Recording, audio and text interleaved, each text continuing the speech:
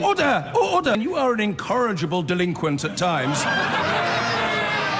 Behave yourself, man! A major study of race relations in the UK, commissioned by the government, that concludes that the system is no longer rigged against people from ethnic minorities, has been called divisive and insulting.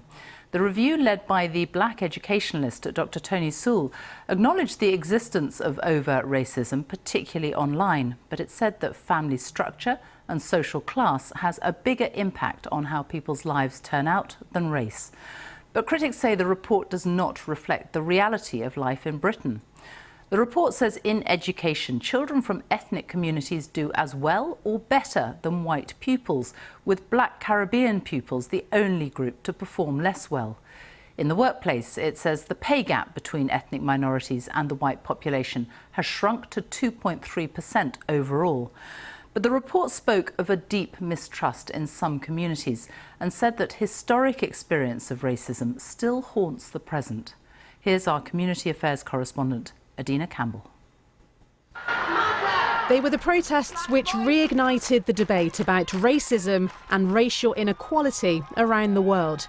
And in response to the Black Lives Matter campaign last summer, the government commissioned an independent review looking into the impact race has on people's lives in the UK. When it's actually not. The chairman of today's report has defended its findings. The groups that are doing best in this country at the moment are ethnic minorities. How on earth do you think you could get up in the morning and feel good about yourself when the press, when the media, when the lobby groups continue to tell you you're just actually under a rigged system that will trap you, will go nowhere, and you can't go nowhere as well? If you go into a boardroom today in the UK, how many people of colour will be sitting in those senior positions? Very few. You are right. And we point out that there are real issues to do with diversity in the workplace. And we actually have charged the Equality Commission to look into this. For this group who live, work and study in London, they're deeply disappointed with today's findings. It feels like this is just gloss. It feels like Britain wants to puff itself up and say, look at us, how good we are.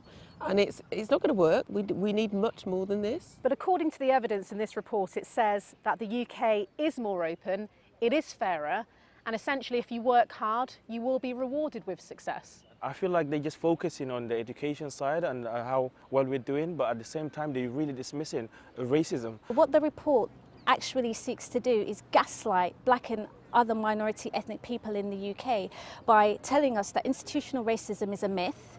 With so much of today's report focusing on the advantages of doing well at school, academics say the road to success isn't just rooted in education. In a meritocracy, the idea is that you get out what you put in. So if you do well at school, if you work hard, you will be rewarded in the world of work. And we know that that is not so for ethnic minorities, for women, for disadvantaged groups. And that's why they're disadvantaged, because there are so many barriers.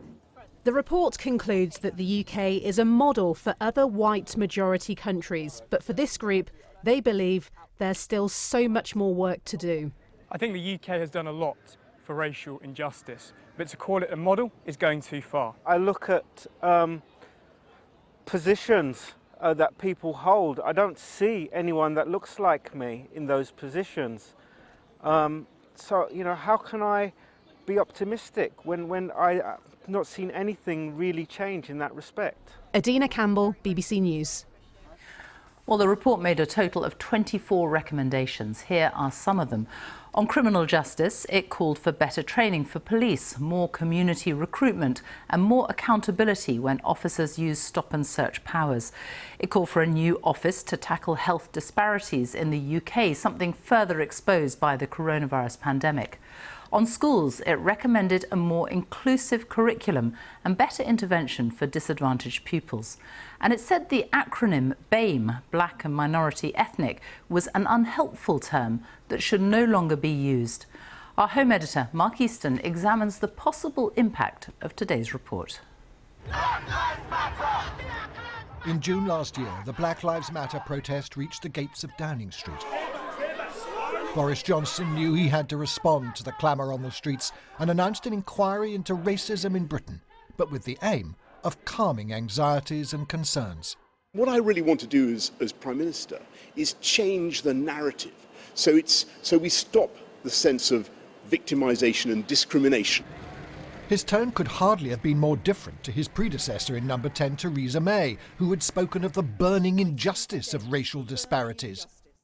If you're black, you're treated more harshly by the criminal justice system than if you're white. Mrs May went to work immediately. And this is a problem that I believe that we have to confront. She set up the government's race disparities audit to shine a light on institutional racism, but a close ally of Boris Johnson was unimpressed. Munira Mirza, who went on to become Mr Johnson's top policy advisor in number 10, had written of how institutional racism was a perception more than a reality. In an article in The Spectator magazine, she said, anti-racism is becoming weaponised across the political spectrum. The appointment of Tony Sewell as the Commission chair led anti-racism activists in South London to try and have him removed because of what they regarded as his previous rejection of institutional racism. The conclusions of today's report came as no surprise to them. It will anger people, and I think people are going to go back to the streets, back to their communities to start reorganising. So yes, I believe it's a stitch-up. The problem for the Commission, based here at the Cabinet Office, is one of credibility. The Prime Minister, in welcoming the report today, spoke of its positive agenda. But there are many who would argue that a better starting point would be an understanding of the negative impacts of race and racism, the lived experience of black and minority ethnic communities. Of course, we all acknowledge the steps and the progress that has been made, and that is a good thing, but there's a long way to go yet, and I don't think this is the time to sit back and say job done. There have been questions too about the release of the Commission's findings, with selected lines handed to the press 18 hours before the full report was released. Journalists and academics were unable to check the workings and assumptions of the Commission before the headlines hit today's front pages. The purpose of the report was to look at what was causing disparities so that we can find policy options that will tackle them. The Commission was independent. There were 10 commissioners who come from a broad range of professions, all practitioners. The report's findings offer some important perspective and thinking on the complexities of race and social mobility. But without buy-in from black and minority ethnic communities, it risks deepening divides rather than building a new consensus. Mark Easton, BBC News. The Commission on Race and Ethnic Disparities has caused uproar, and perhaps that's exactly what the government wanted. Anti-racism campaigners and Labour are furious. The report has several recommendations on closing racial disparities, but found no evidence of institutional racism and concluded the UK should act as a model for other white-majority countries. Racism remains a problem, it says, but things like geography and socio-economic background have more significant impact on life chances than racism. Is it bold or gaslighting? Unusually, the government would only let us speak to the report's main author before the 258-page document had actually been published. Our political correspondent Liz Bates reports. A collective cry for change that gripped the world and filled the streets last summer. But was anyone listening? In the wake of the Black Lives Matter movement, the government put together a commission to look into racial inequality in Britain. Today, they released their findings, claiming that far from having a problem, the UK is a world leader when it comes to eradicating racism. There are disparities. The interesting thing about this report is that it doesn't find those disparities landing in racism. It actually finds them in a lot of other things. The report found no evidence of institutional racism, that inequalities are more likely to be caused by geography, poverty and culture than race, and that ethnic minorities are haunted by historic racism that doesn't exist anymore in modern Britain. I assume you've had people come to you during this process who've said to you that they feel that their lived experience is one of institutional racism. Clearly you don't believe them. Are they lying? Are they deluded? At the moment, people are just going around declaring institutional racism. Recently, somebody has declared that the whole education system is institutionally racist. And what they've done, they've devalued the term. We look suspicious. Figures show that black people are 9 times more likely than white people to be stopped and searched by the police. Dr. Sewell says that's not due to racism, but to high levels of crime within the black community itself. We need to go back and look at issues around how they've been brought up, what's the socio-economic issues around them, family strain, some of the mistrust, some of the issues around masculinity, which have nothing to do with racism, because it's black men killing each other. Simon Woolley is a former government advisor on race. I find some of the language used by this report appalling. You know, the idea that it's in our heads, this historical legacy that doesn't allow us to move forward, denies the lived experience of being stopped and searched 10 times more likely than other people. After last year's protests, the Commission says it wants to see a major shift in the race debate that even appears to include rewriting the narrative on slavery. The report states, there is a new story about the Caribbean experience which speaks to the slave period not only being about profit and suffering, but how culturally African people transformed themselves into a remodelled African Britain. It's all very different from the tone taken just a few years ago under Theresa May, when she promised to tackle Britain's burning injustices. If you're black, you're treated more harshly by the criminal justice system than if you're white. Now Number 10 is engaged in what insiders have described as a war on wokeness, spearheaded by Policy Chief Munira Mirza, who has questioned whether structural racism even exists, as has the Equalities Minister, who was questioned today over whether the Commission is genuinely independent. All but one were from an ethnic minority background, ranging from West African to Pakistani. They were very much independent, but the Prime Minister did ask for the report. He commissioned it. Lovely place, lovely day. But is this all a bit awkward for Labour? Many have painted Keir Starmer as being weak in his response on race, suggesting he's torn between the Labour left and white working class voters. Of course, we all acknowledge the steps and the progress that has been made, and that is a good thing, but there's a long way to go yet, and I don't think this is the time to sit back and say, job done. Young protesters were characterised in the report as well-meaning idealists who see institutional racism even when it isn't there, something that these pupils would dispute. Today, they walked out of lessons alleging that this school in Westminster has banned afros and colourful hijabs. We're doing a peaceful protest. We told everyone, just sit down and don't listen anymore. Like, we had enough. We need a change. The school said in a statement, it is with regret that these matters have come to a head in such a public way, and they are working hard to resolve the issues raised. The Prime Minister has said he will learn the lessons in the Commission's report and remains committed to building a fairer Britain. Liz Bates reporting. Well, today's report is one of 7 that have been published in the last 5 years, looking into racial inequality. So has life in Britain improved for ethnic minorities in the UK in that time? Aisha Tull looks back at race and inequality in Britain. We no longer see a Britain where the system is deliberately rigged against minorities. This in a report commissioned because of the Black Lives Matter protests last year. The authors go on to say they recognise the idealism of well-intentioned young people, but go on to question whether a narrative claiming that nothing has improved will achieve anything. The chair of the report, Dr. Tony Sewell, grew up in Brixton. In Whitewash Square today, from what some people have read of the report, most that we spoke to here did not agree with it. Bunch of lies, man. Bunch of lies. If you talk the truth and stop cover up, it's about time we get what we deserve. You understand me? Simple things. I'm sorry to say it is a lie, because being black is obvious. I can't voice out certain opinion because I might be judged, or it might be taken out of context. You know, people are much more wise to the facts about being overtly racist.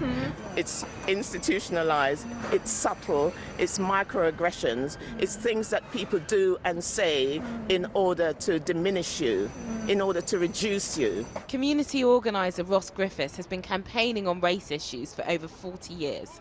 Well, I did read the report, and to be honest with you, it was a very disappointing report. I'm not sure where these commissioners are coming from, who they consulted, because the lived experience is completely different. They would say that society as a whole is now a lot more fairer towards ethnic minorities than it was 30 years ago. I'm just talking from a lived experience. This isn't the first report looking into race in the UK. There have been many previously. The Lammy report, the Macpherson report, McGregor-Smith, these all made recommendations as well. And there have also been flashpoints where people from ethnic minority communities have questioned how fair the UK really is. This is Brixton in 1981, tensions erupting between the black community and the police.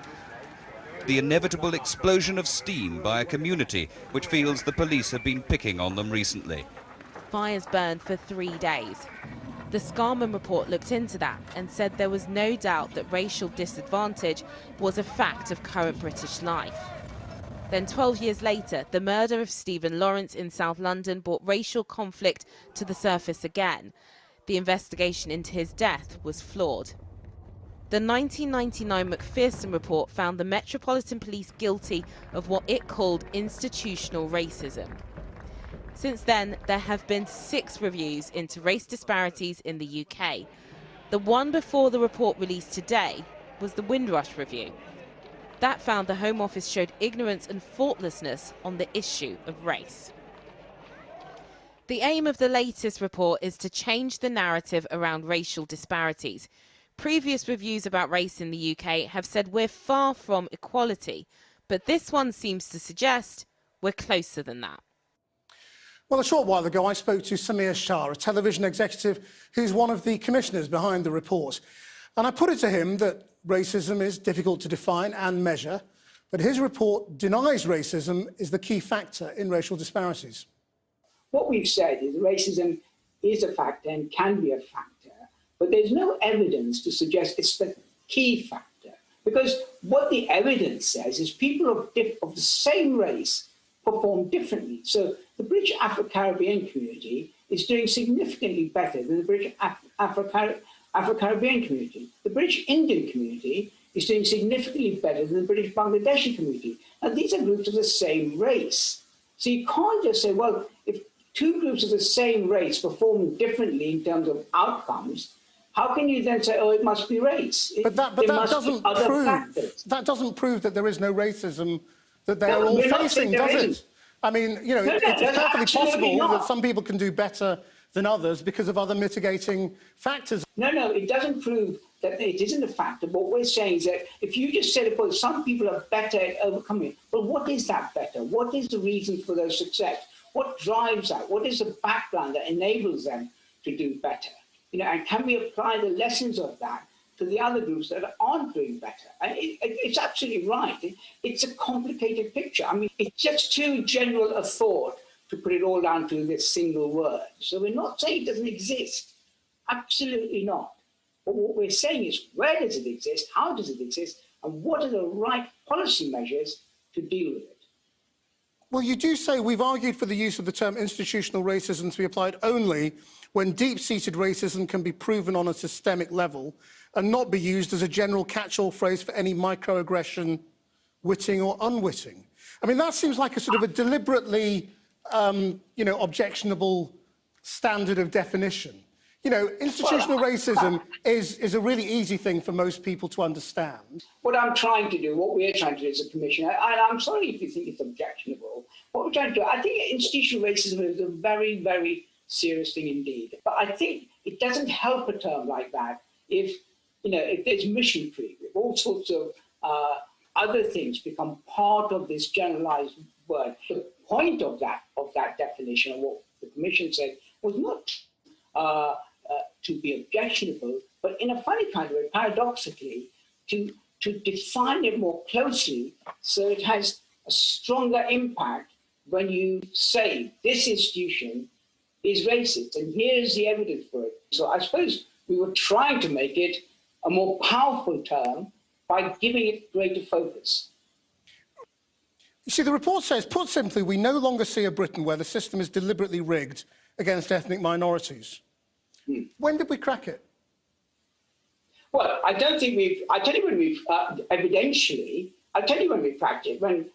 If you look at the performance of British minority groups, and you stop talking about the BAME group, but the different groups, and you look at, say, our community we come from, British Indians, the average median income of 16% greater than the white British, that's a crack.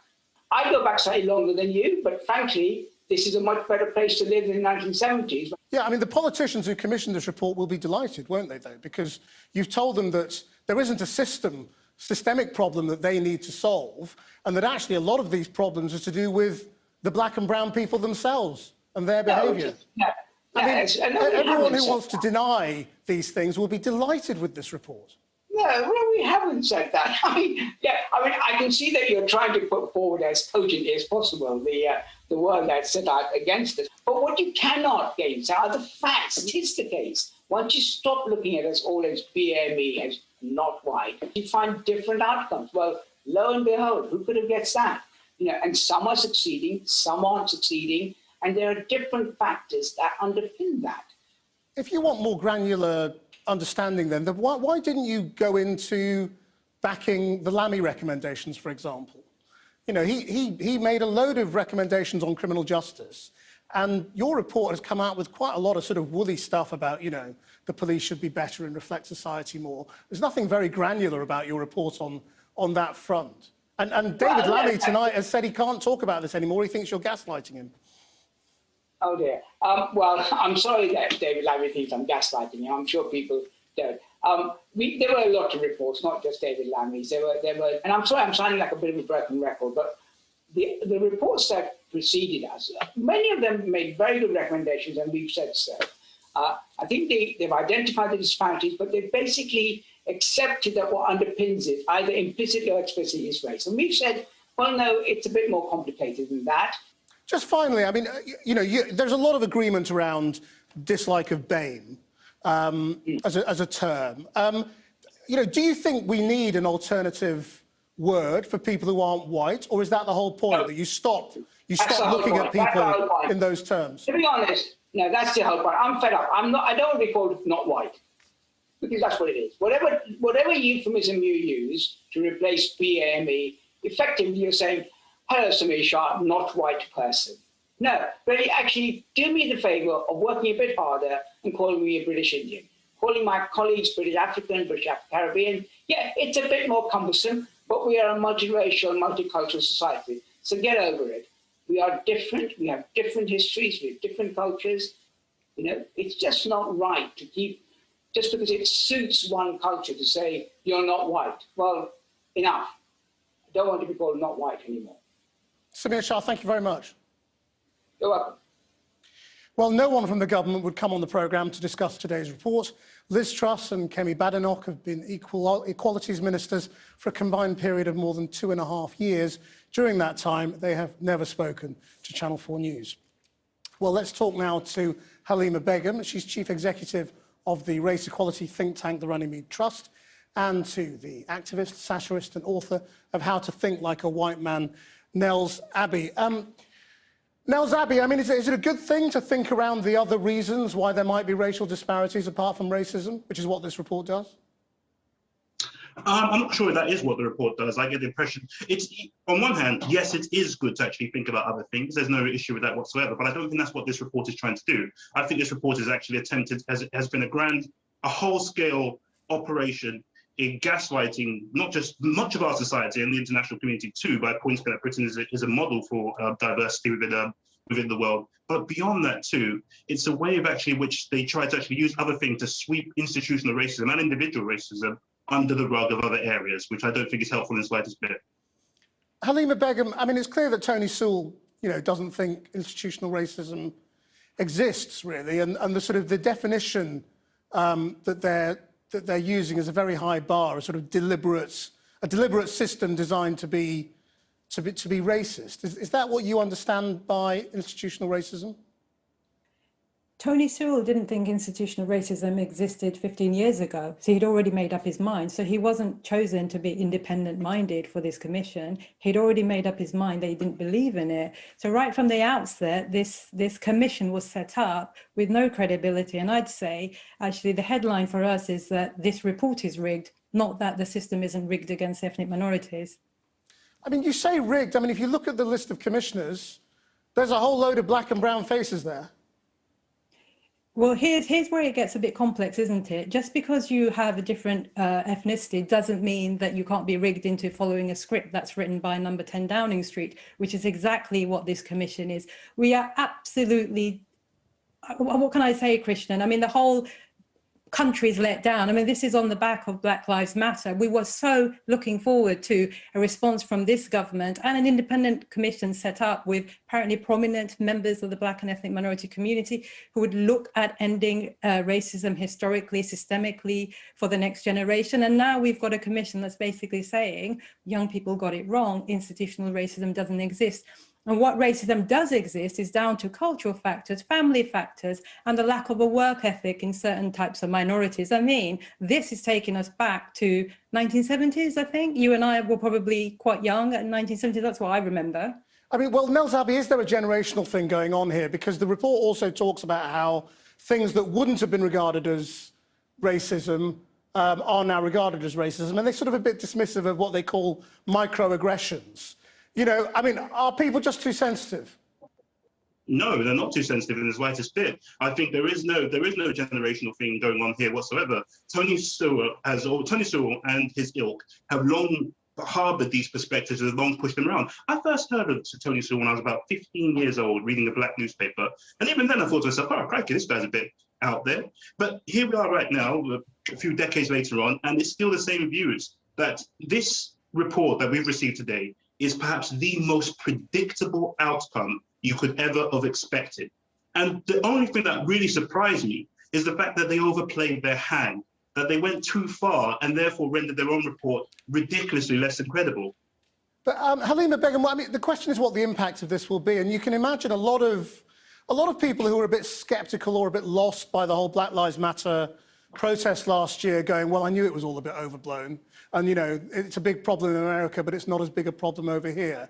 And they'll see this today and say, yes, this is pretty much what I thought. We've kind of got over racism in this country. Nobody's got over racism, Krishnan. The only people that say we've got over racism are the people that actually don't live in this real world where we face racism. And I'll come back to this point. It isn't just lived reality of racism. It's also the fact and the evidence and the learned experience about racism that the evidence exists and they've ignored it. So here's the thing. I'm not talking about microaggressions. I'm not talking about unconscious bias. I'm actually talking about the fact that Black young women in this country are 6 times more likely to die at childbirth. Now, that's a 2021 figure. Now, tell me, if that isn't institutional racism, what is? And do you want to look the parents of that young mother who died and tell her it doesn't exist? I mean, how does she feel? So it does exist. It's not historic. And no, this generation isn't a snowflake generation that simply can't handle a bit of racism on the streets. They saw the murder of George Floyd real time for 8 minutes in camera. And they fundamentally thought enough was enough. And that's not good enough. Now, if a government appointed commission is now going to report 8 months later to say that institutional racism doesn't exist, what do you expect? I expect young people, black and white young people, to hit the streets again. Nels Abbey, is it possible that you can have progress and racism that coexist, which is what this report seems to have missed? You can, to a certain degree, but it depends on how you're defining it. There's a point within this report that highlighted that we have perhaps one of the most, actually empirically, the most diverse government that we've ever had, which is effectively true. But the other issue is that it's diverse, but it's not anti-racist. It's actually quite an advanced racist government that we're actually seeing right now. And also too, in the grand scheme of things, what they're talking about when they speak of progress, highlighting that the report often contradicts itself. They actually highlight, it would say that it's not going to highlight individual issues and then individual successes, then goes on to highlight individual successes about people who are in high office, for example. But then when you look at the masses, what's actually happening on the streets with actual people, black unemployment, for example, stands at 13.8% in this society, 26% for people under the age of 26, I believe, people under the age of 25. White unemployment stands at 4.5% within the society. Black unemployment, in fact, if we actually disaggregate BAME, is the only unemployment group that breaks into double digits in this society. There are very significant issues here. There are very, very significant issues here that have to be addressed as far as racism is concerned, and this report has done an excellent job in whitewashing it. Nels Abbey, Halima Begum, thank you both very much.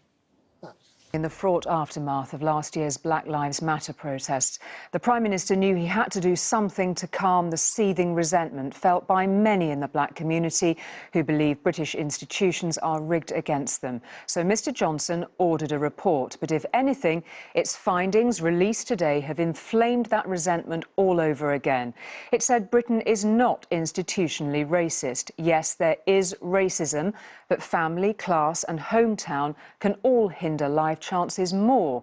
It is not just the findings of the Commission on Race and Ethnic Disparities that have been condemned. The choice of its chairman has too. Dr Tony Sewell has produced reports on racism for the Prime Minister before when he was Mayor of London. So is it any wonder his critics claim that he came up with the conclusions that suit Mr Johnson's purposes? After all the calls for Black Lives to matter, the answer came today that in Britain they already do. That despite the outcry, there is little to shout about.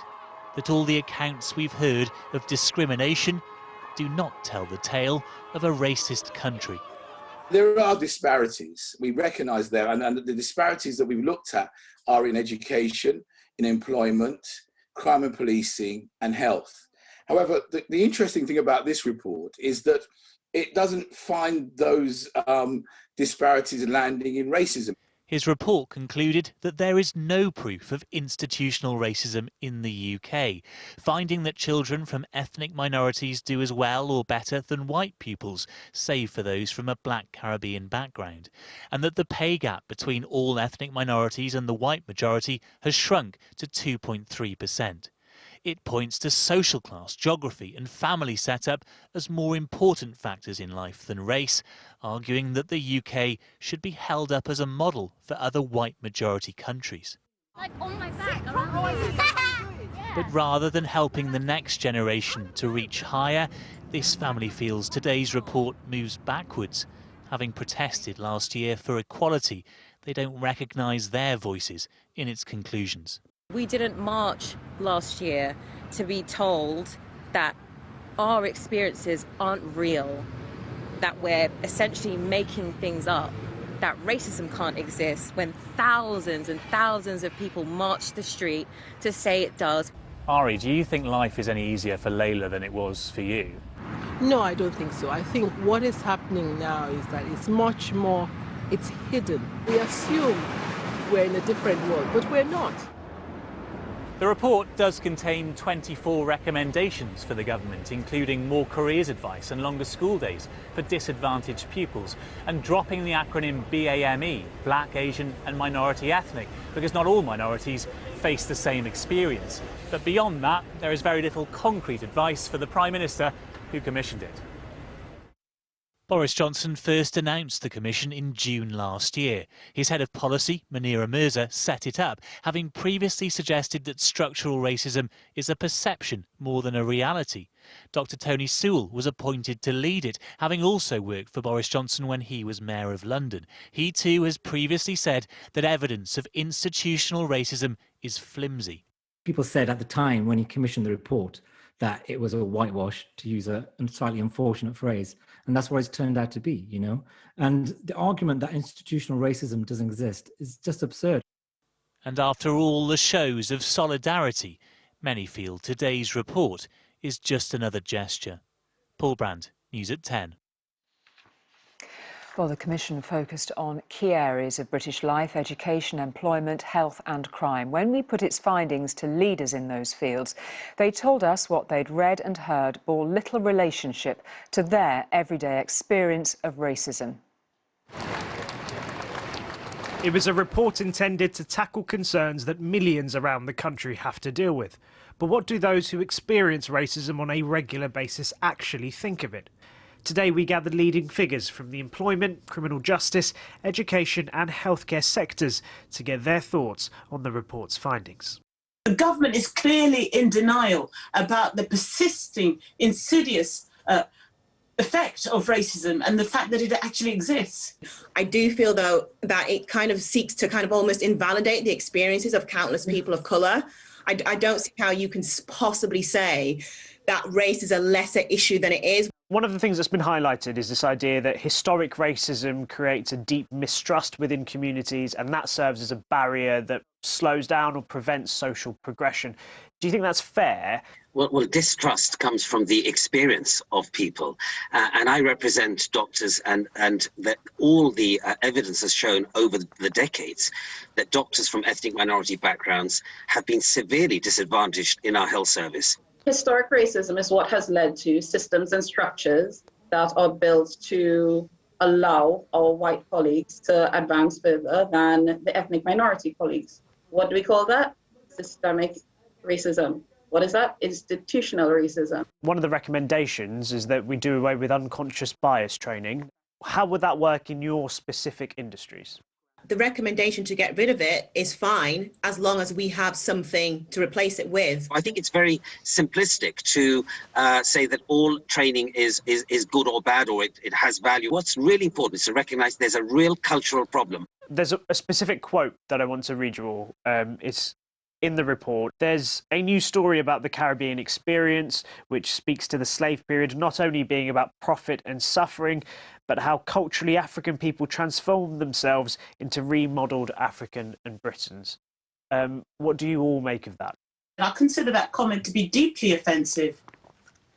How can people transform themselves? It's almost as though they're trying to put a positive spin on slavery. I think that quote in itself represents how this report is very convoluted and unaware of its own assessment. This debate is far from settled, and for this group, one thing is clear. They feel their concerns certainly haven't been addressed. Well, Shihab joins me now alongside Paul. I'm going to speak to Shihab first.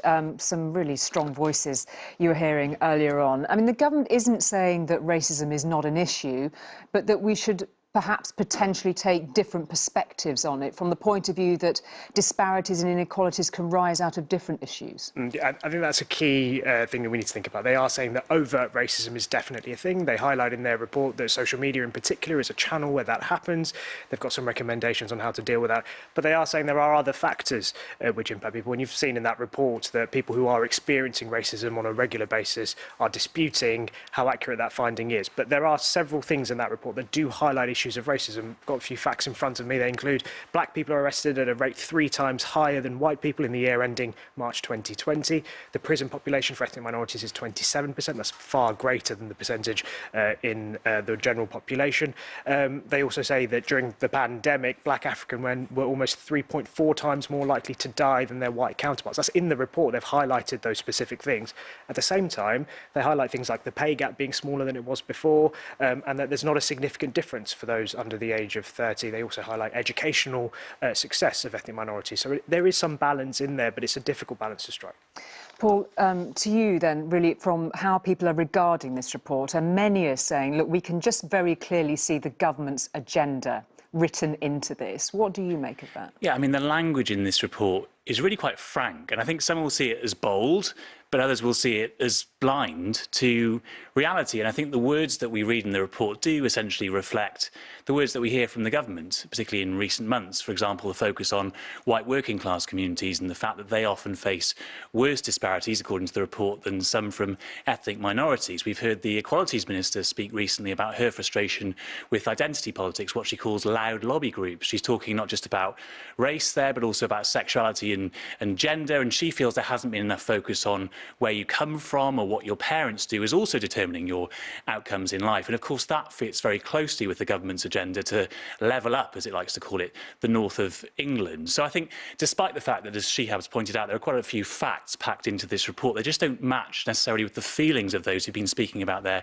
experiences here. Quite. And just to reflect, finally, Shihab, this was commissioned, this report, in the wake of those protests that we saw last summer to address concerns and try to get to the truth of this. Has this shifted anything? And has it had any chance of actually quelling some of the anger? I mean, like you say, the intention was to sort of bridge some of these long-standing divisions. The pictures in the reports show that people took to the streets because they were so concerned by this. I don't think it's settled the debate. I think this is going to go on for some time. In every report that you've heard from both Paul and myself, people are upset about what they've read today. But at the same time, it's a difficult thing for the government to deal with. It's not exactly an easy issue to deal with. So this is probably something we'll be discussing for some time ahead. Indeed, yeah, Paul, thank you both very much indeed for that. Good evening.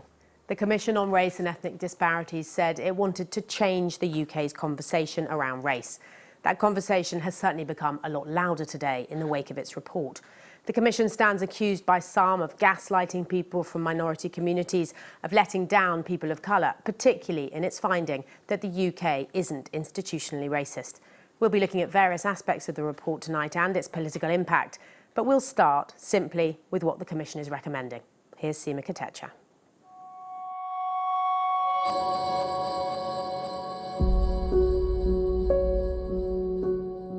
As with all reports, there's the headlines, the spin, and the content.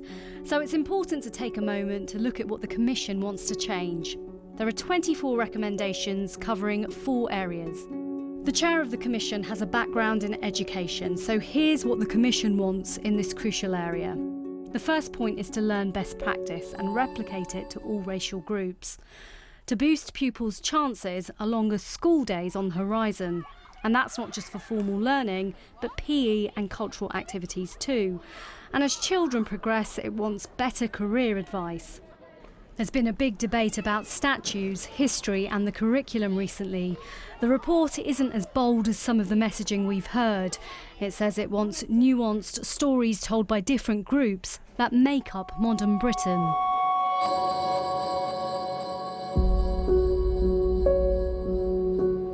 Fairness in the workplace should be advanced using an evidence-based approach. They want to investigate what causes ethnic pay disparity, publish an action plan which will set out the reasons for the disparity and how this will be dealt with. The aim for the workplace is to get companies to publish how they sort out pay disparities between ethnic groups. But this is only for companies that already publish pay figures, so no blanket compulsion.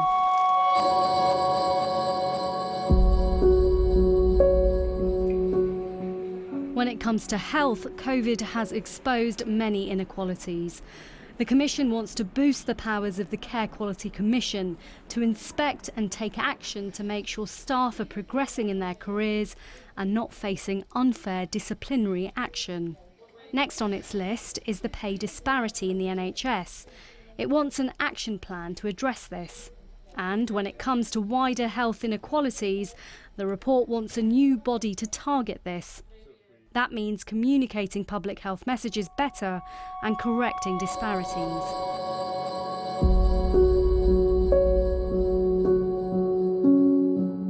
The recent protest movement was fuelled by the death of George Floyd. Earlier this week, the leader of Britain's police chiefs said forces' legitimacy in black communities is so low it's damaging the effectiveness of law enforcement. So, what does the Commission want here? Well, a better strategy for stop and search is recommended, but no details are given. And most of the focus is on training, partnerships and consistency between different police officers, with officers ideally living in the area where they police.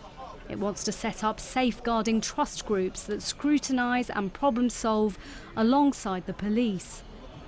Sometimes practical solutions can make a difference, but those looking for radical change across all 4 of those areas may well be left wanting more. Seema Katecha there. So what does this report mean for the narrative around race?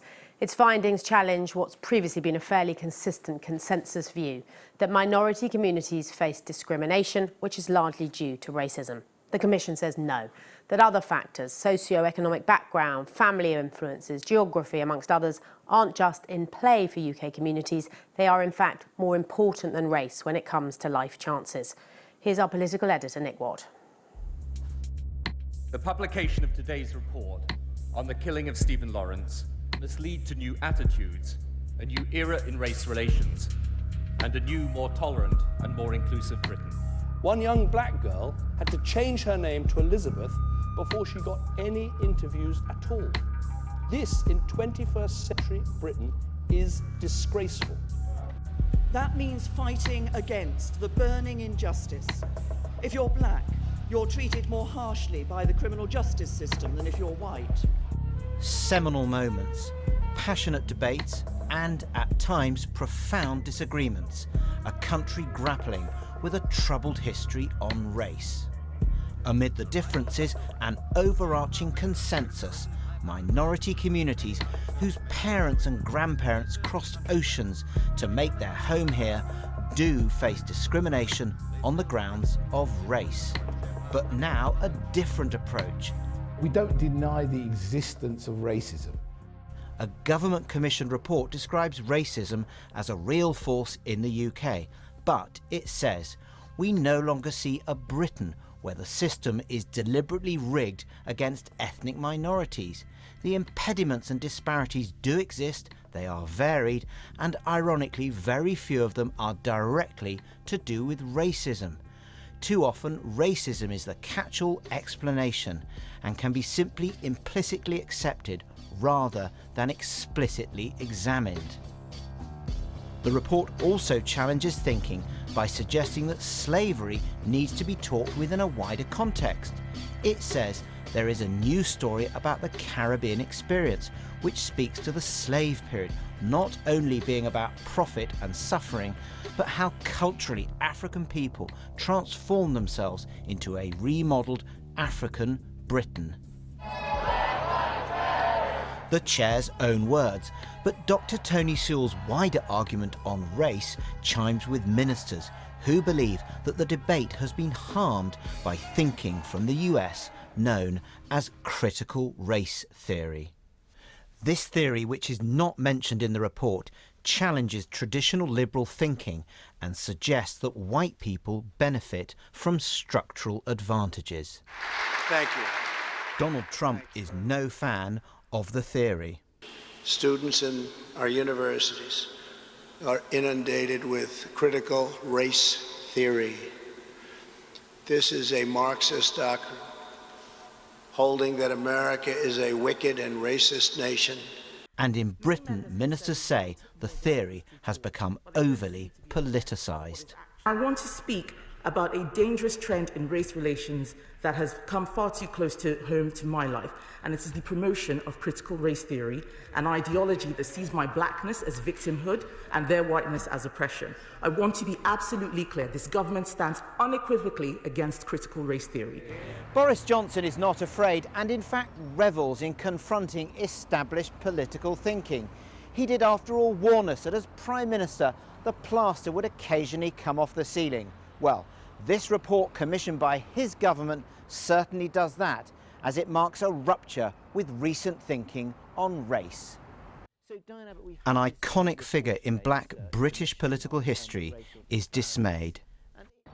I think this report actually takes us backwards in the debate on race, because you can't get racial justice if you're not willing to acknowledge there's an issue. And this report is actually taking us backwards and saying it's about class, it's about other things. Of course, race and class and geography interact, but we know the stats point us to the fact that race is an issue, and to turn your back on it is very sad news for Britain's black and brown communities. A Conservative backbencher welcomes fresh thinking. I think it is a departure because, frankly, I think the previous consensus was lazy. We could say that the only reason why certain groups appeared to do less well in different aspects was simply just down to racism. Now, there's no doubt racism exists, but actually it's much more complex. Class plays a big factor. Income plays a big factor. Geography, the type of jobs people do, they all play a big factor. And these are a complex interplay of things that we need to look at in detail and not just lazily say institutional racism and assume that there's nothing else we need to do. We need to look at all of these things in a lot of detail, and this report, which is almost 300 pages, does that. Working together, a vision of harmony.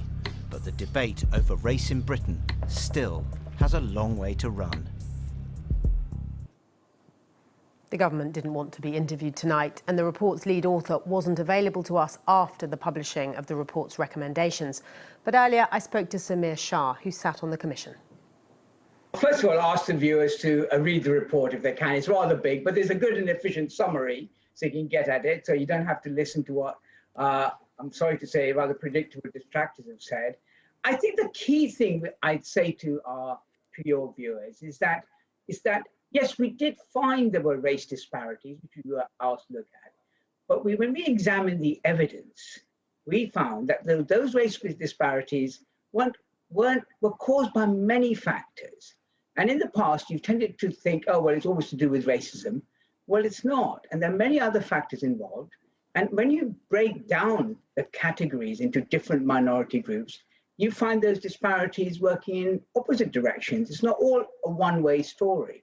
So it's a more complicated picture than you've had before. In the report, you dismiss campaigners as idealists. You say things have changed, they're haunted by the past. But it isn't just campaigners who've criticised the report, is it? You know, people like NHS providers who represent NHS trusts in England, they disagree with the conclusion. They called it damaging to deny the link between structural racism and wider health inequalities, for example. Now, they aren't a campaign group. They're an organisation that provides NHS services. What do you know that they don't? Well, I completely understand the reasons why they've said it, because it's not the first time that's been said. And I think we do have to listen to all those arguments. What we tried to do is, having listened to them, and we did take a lot of evidence, and we heard from lots of people, and both in terms of just simple lived experiences to community groups, to providers and other such. And we thought, well, there's a lot of information and thought here. How can we get at what we think is going, which is actually going on? And that's why we went to the evidence. So let's take the NHS. It's a good example. It's our biggest employer, isn't it? And it's 40% of the staff are from minority communities. That means they're overrepresented. So if you think, well, hang on, if that's the case, and you must have interviewed many specialists during this whole terrible pandemic, and how many have been from minority communities? Surgeons, doctors. It's been a huge success story.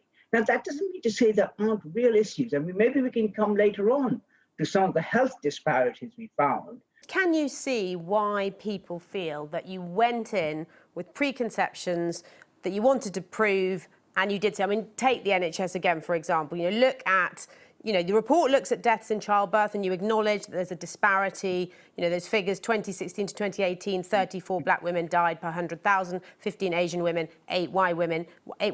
You dismiss it. You say the numbers are small, but, only in November, Parliament's Joint Committee on Human Rights looked at this issue.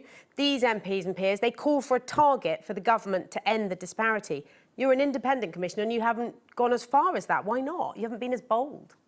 Well, I think that's really, I think, first of all, it's a tragic thing. I watched a program on it, I think only this week, which is terrible for those people who experience it. But it's true that there is a disparity and it needs to be examined. And what we said, and as you know, one of our key recommendations in this is to create an Office for Health Disparities. And we said that really needs to be number one on their agenda. But the peers were saying, let's get a target to end this. And you're just saying, let's get the office to look at this.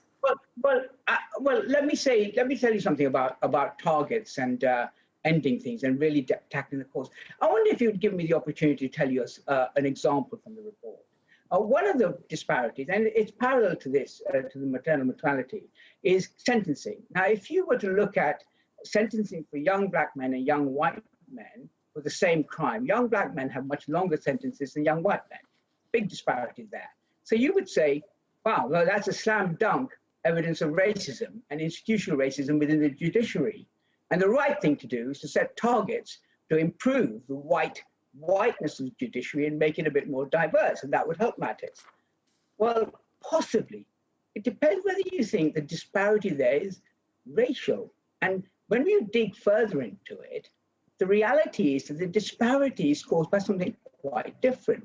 Namely, guilty young white men plead guilty straight away.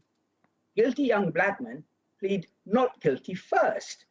Then, as anybody who's watched any police proceeding will know, you end up getting a longer sentence.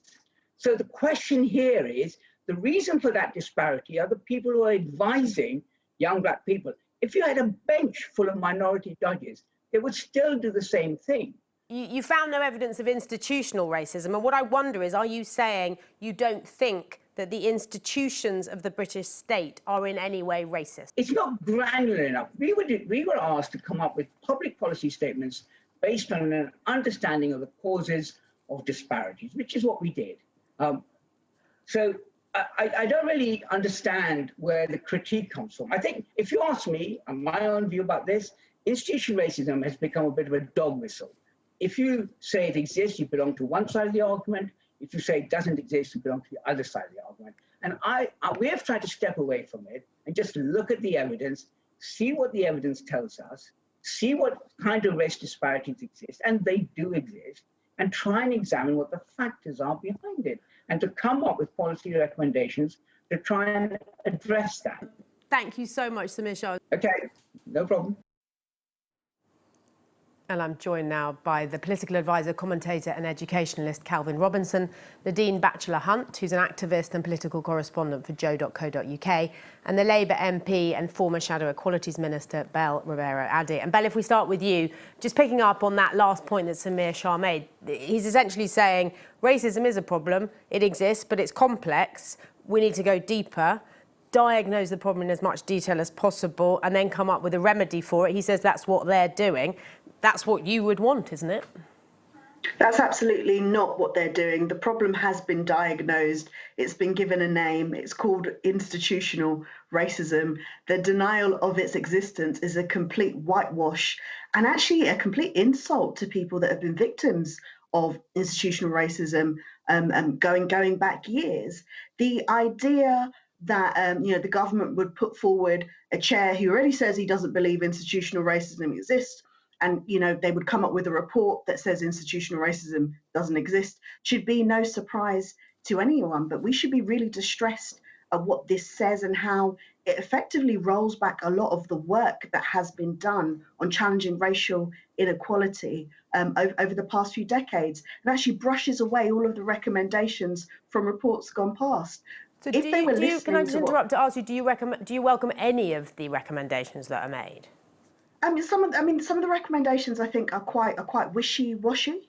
They seem to be well-meaning, but if you in some ways do not accept the premise that institutional racism doesn't exist, you're not going to tackle the root of the problem. You're not going to go to these institutions of the state and make a difference. But that's because the government don't want that to happen. Effectively, the government, it's just another thing the government have outsourced. They're saying institutional racism doesn't exist. If institutional racism doesn't exist, the state doesn't have to do anything to amend the behaviour of institutions, and effectively, that's it. They just don't want to do anything about it. Calvin Robinson, you back this report. I mean, virtually everyone we've heard from today is echoing what Belle says, that, it doesn't represent their experiences, it doesn't reflect their lived experiences. Can you explain the gap? Yeah, it's bizarre because we seem to be stuck on this word institutional racism, and that's not the issue here. What we found in this report, what this report shows, is that there is racism in this country. There are many, many disparities, and we need to look into why they exist. And it might not be a case of just out and out racism. And if we use that catch-all phrase, we're kind of undermining the issues that are there, such as geography, class, wealth, health, religion, culture, family structures, upbringing, backgrounds. There are lots of issues at play in our society that may make people disadvantaged. So if we really want to fix the problems, we have to look deep down at the causes of the issues and not just assume it's racism, that's it, it's institutional racism. If we can get over that phrasing and actually think, yeah, this report shows many issues that we could address if we follow the advice in it, then we'd become a better society. We've already made a massive amount of progress over the last 50 years in comparison to the rest of Europe and the rest of the world, to be honest, in this area. We should celebrate that success and move forward with it. But the report's press release emphasised so much about the fact that Britain isn't institutionally racist and less about what you're talking about. What do you think about that? No, not at all. The report clearly highlights many, many disparities and how to address them. It just didn't find any proof of systemic racism. It doesn't go into saying that systemic racism doesn't exist. It shows the disparities and how to address them. So I'm an educationist myself. There are many great pieces of advice in this report on how we can address disparities in education. For example, we spend a lot of time, and there's a lot of research out there showing how children are disadvantaged and how low-performing children are doing, but not much research into the success we're seeing in the country. So why don't we look at the success of the Chinese communities and the Indian communities and why they're performing so well, and try and mirror that across the board so that we can replicate the success factors so that all children do well. Advice like that is fantastic. That's what we need to be doing, rather than saying, oh, but you're saying institutional racism doesn't exist. Well, you know, I hear all the time that education is institutionally racist, but that surely can't be the case if Black African kids are excelling throughout primary school, excelling throughout secondary school, twice as likely as white kids to go to university, and at the same time, Black Caribbean kids are at the bottom of the league table with white British kids. So if it is institutionally racist, why is there a massive disparity between Black African and Black Caribbean? Let me interrupt just to say, I saw Nadine Batchelor-Hunt shaking your head there. Tell me why you were shaking your head, and also, you know, beyond wanting this report to find Britain institutionally racist, what did you actually want from it? Okay, so one of the issues I had with the report was this bizarre attempt to try and pit Caribbean and African communities against each other. Anybody that has a good grasp of the history of Black people in the UK over the last few decades knows the experience of the Windrush generation, so people that arrived to the UK from the Caribbean versus the majority of the African community who didn't arrive in the Windrush, are different. When people from the Caribbean arrived, they had signs that were on pubs saying no Blacks, no Irish, no dogs. That had an intergenerational impact on poverty within Caribbean communities, which has had an effect on socioeconomic outcomes, on geography, on all of the things the report outlines. So the idea that you can't compare, the idea that, you know, it doesn't make sense that African Black kids are doing better than Caribbean Black kids. If you actually look at the data, it does. And on top of that, at university, I studied education. And one of the things you find in education is that Caribbean culture, such as patois and slang, can be seen as challenging authority. And kids can be disproportionately punished because of that. Now, if you look at exclusion rates of Caribbean kids, it starts to make a bit more sense. So one of the things that didn't really make sense in this report seemed to be a really tragic lack of understanding of the differences between African Caribbean communities, communities, Caribbean communities, and how they're treated in schools, and the intergenerational impact of how a Black person arriving in the 1950s would be treated versus a Black person arriving in the 1990s. So they're two key things that need to be considered that weren't, as far as I could see. And sorry, what was your second question about? Just pick up for a second on Calvin, because I saw you nodding there. What were you nodding about? Were you agreeing? Well, I think the report actually supports what Nadine is saying, in that it's not pitting Black Caribbean people against Black African people. It's saying that it's unhelpful to judge all Black people as one homogenous group, and which is why we need to get rid of the term BAME, as if all non-white people are the same somehow. And if we really want to address these disparities, we need to look deeper. And that's exactly what was in this report. It's all about looking at the evidence and diving deep and trying to solve these disparities. It's not about pitting anyone against everyone. Belle, can I just bring you in here? You were saying earlier you felt that what this report did is mean that there's no longer a role for government to combat racism, if the report is correct. Is that what you're saying? That it gives the government an opt-out? Yeah, it gives the government an opt-out. It gives the government the opportunity to actually, when these incidents occur, and you see it right across a lot of their policy, it's you, the individual, that's causing this problem. Even that you know, just what we were talking about in terms of pitting Black Africans against Black Afro-Caribbeans, you're literally saying, actually, you know, if you're a Black person and you're not doing that well in school, this is happening to Black Caribbean boys, there must be a problem with them. That is the issue. That's what's happening here. The government are absolving their responsibility as the state to take action on institutions. We didn't need this report. What we needed was action on all of the recommendations that have gone past for numerous reports since the Macpherson inquiry following the death of Stephen Lawrence. Implementing those measures would have made a massive difference. Coming up with a report that effectively, discounts years of experience, lived experience, is just plain wrong. And I'm not sure what the government thought, whether or not they assumed that they would get buy-in from Black, Asian and minority ethnic communities across the country. It's very clear that they're not going to. So it makes you question, was this report even really for us? Was it really about us, or was it just another attempt at dog whistle politics, and then, you know, making everybody believe, by the way, these people have been complaining with their Black Lives Matter protests. There's not an issue of racism in this country. Nothing to see here. Carry on as usual. They have, you know, there are particular parts of the report that are viewed as contentious, and one just comes very quickly in the forward. I wonder, Calvin, how you felt when you read in the forward from the author of the report, who effectively is rebranding slavery and talking about the new story, a new story about the Caribbean experience being not just about profit and suffering, but how culturally African people transformed themselves. I wonder how you felt when you read that. I thought that was a fantastic idea, because we do need to teach more history, but we need to teach history holistically. If we're going to address slavery, we can't just be completely negative. We have to teach that actually African people preserved their humanity and their culture, and that's something to be celebrated. And the Caribbean people created their own identity despite slavery. These are all good things that need to be included in the history curriculum. Nadine, you're wincing. You were wincing at that. A new story about slavery? Me? Yes, no. Sorry.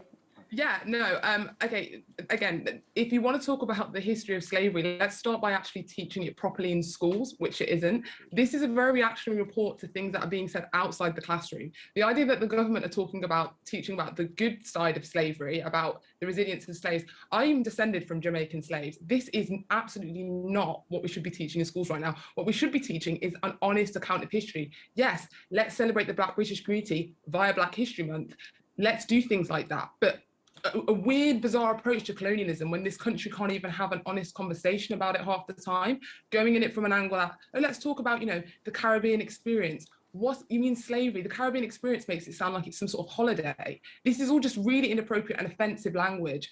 And I honestly can't believe that it got to a point where someone wrote that on a piece of paper after the protests last year, after these Black Lives Matter protests, and thought that was an appropriate sentence to put in there.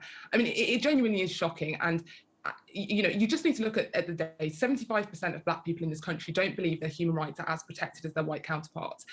That is not reflected in this report. So again, like I personally it's not representative of the Black community. The majority of Black people will not agree with this, and yeah, and that line particularly, it made my blood boil, to be honest. Belle, do you think we do talk too much about race or not enough about race? No, I don't think we talk too much about race at all. People like to make that assumption because they don't want to hear about it, quite frankly. We don't talk too much about race. And when we do talk about race, we end up in conversations like this, where people's lived experience is just completely whitewashed and denied. Now, thinking about what institutional racism is within itself, it's denial. It's denial of those lived experiences. So a report that is meant to be about looking at whether institutional racism exists is going to have to consider whether it itself is institutionally racist in its denial of the experience of many Black people across this country. Agreement and disagreement there, but I'm afraid we are going to have to leave it, I'm afraid. Thank you so much, Belle Rivera Addy, Calvin Robinson and Nadine Batchelor-Hunt. Thank you for coming on the show.